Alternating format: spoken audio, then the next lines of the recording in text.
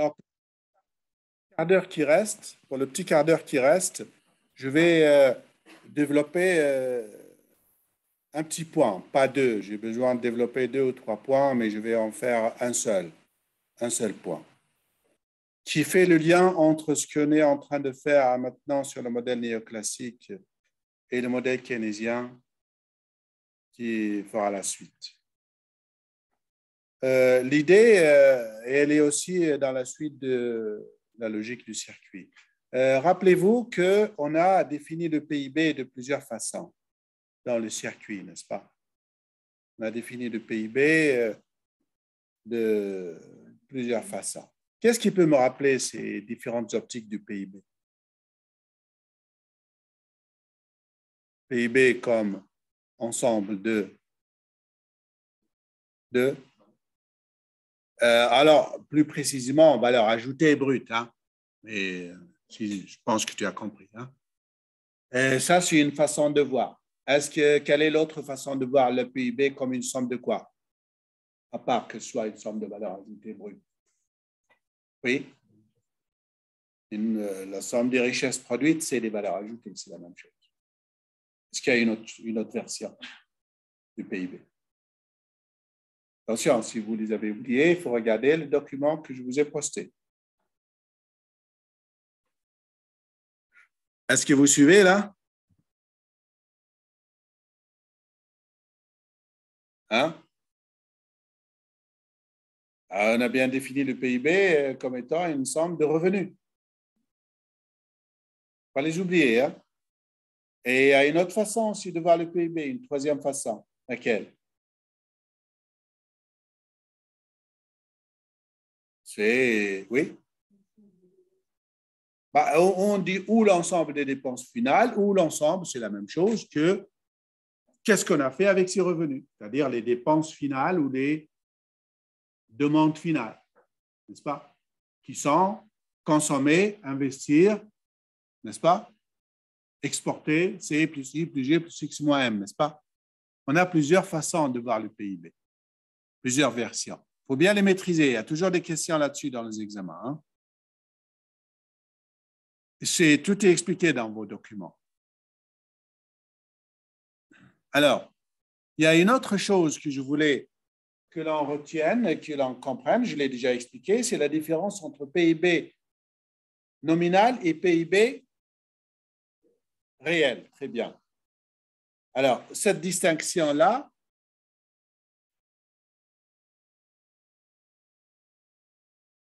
je vais la développer un peu plus, si vous voulez. Alors, le PIB nominal, c'est quoi? C'est le PIB tel qu'il est mesuré avec les prix de la même année, n'est-ce pas? Si on vous dit, telle année, ce pays a fait un certain nombre de milliers d'euros de PIB, c'est les quantités produites fois les prix de l'année en question. Vous comprenez ça? C'est la première publication du PIB du pays.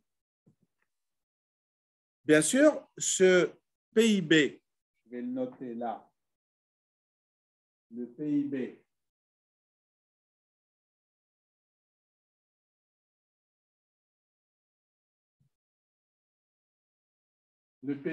dans cette, on va le noter PIB nominal avec N, n'est-ce pas?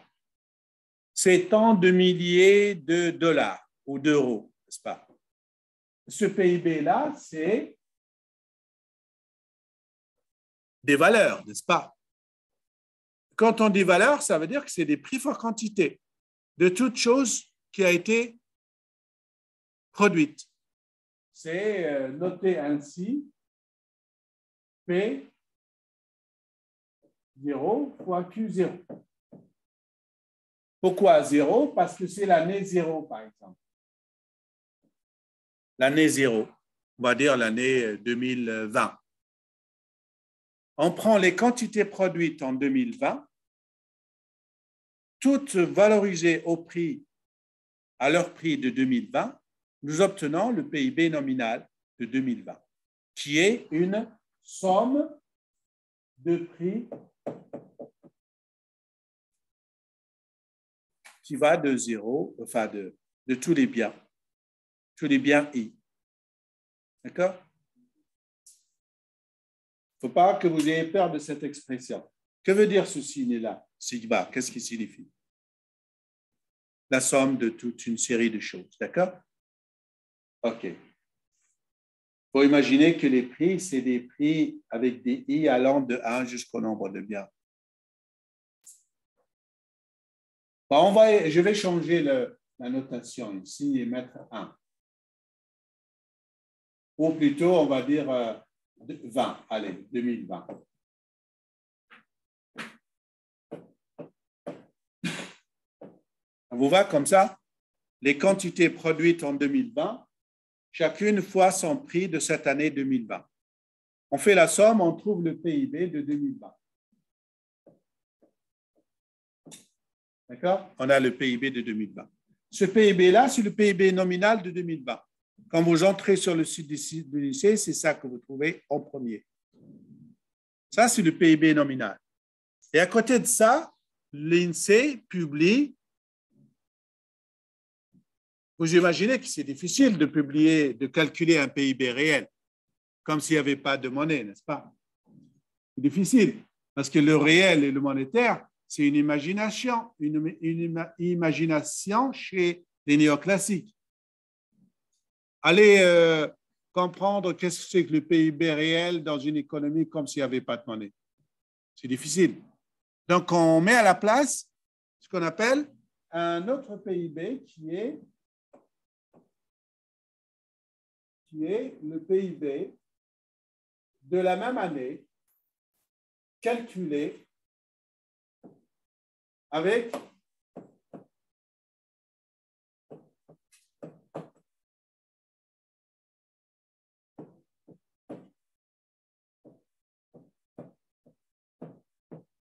les prix de l'année précédente.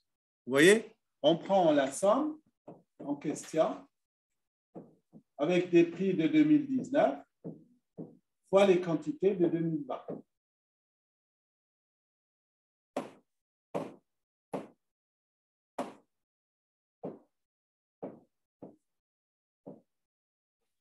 Vous voyez? Vous avez compris ça? On prend les quantités produites en 2020 et on les valorise avec les prix de l'année précédente. Qu'est-ce qu'ils avaient compris une année avant? Et on obtient un PIB de 2020 au prix de 2019.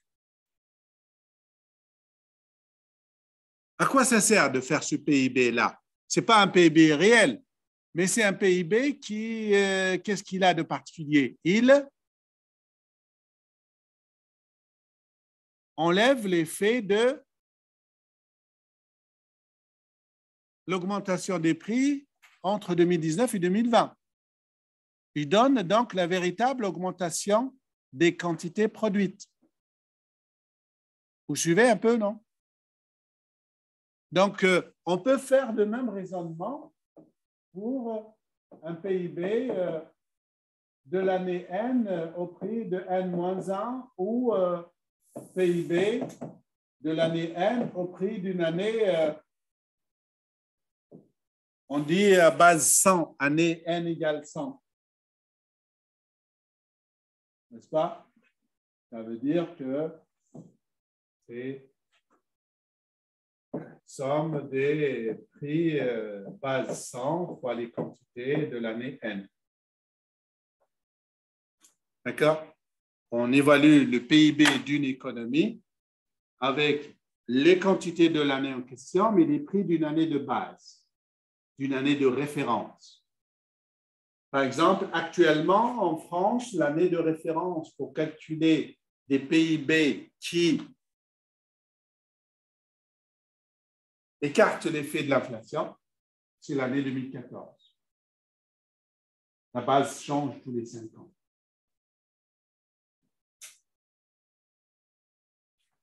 Et donc, on a un PIB qui se rapproche un peu, qui donne un peu l'idée de la véritable ou la croissance réelle du PIB. Il ne faut pas dire que c'est un PIB réel, mais c'est un PIB qui n'est pas, qui enlève l'effet de l'inflation.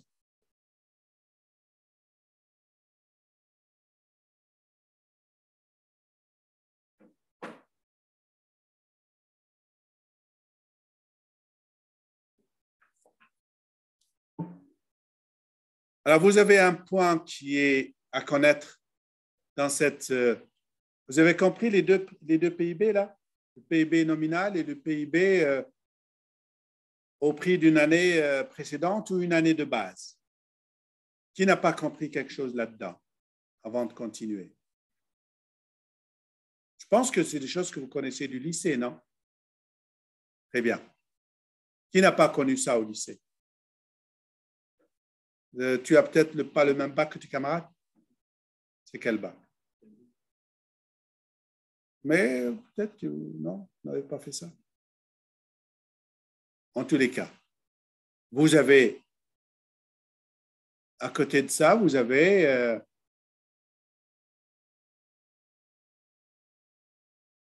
donc, avec ce PIB réel, ou entre guillemets réel, et le PIB nominal, on construit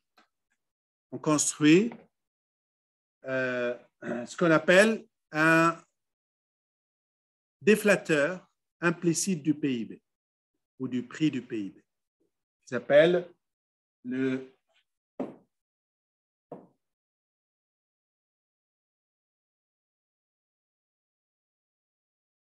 une chose que vous n'avez pas peut-être dit ou appelé comme ça au lycée, qui s'appelle donc le déflateur implicite du prix du PIB. Le déflateur implicite du prix du PIB. C'est tout simplement le PIB nominal, tel que je l'ai expliqué à l'instant.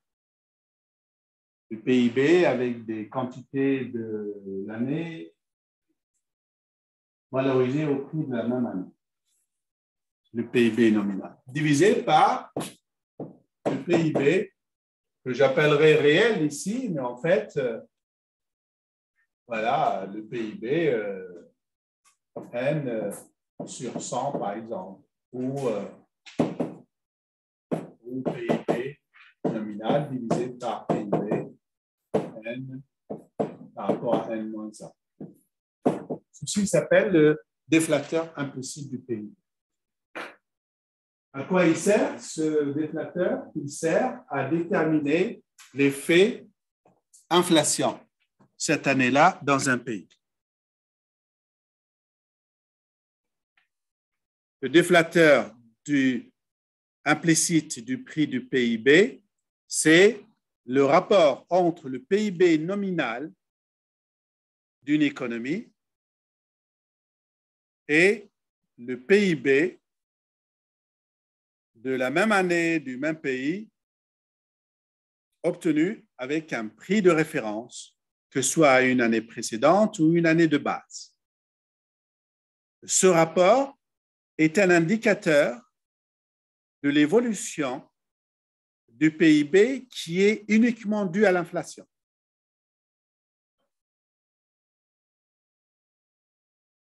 Ça s'appelle, obtenu comme ça s'appelle le déflateur implicite du PIB ou du prix du PIB. Ce que je note ici, dit déflateur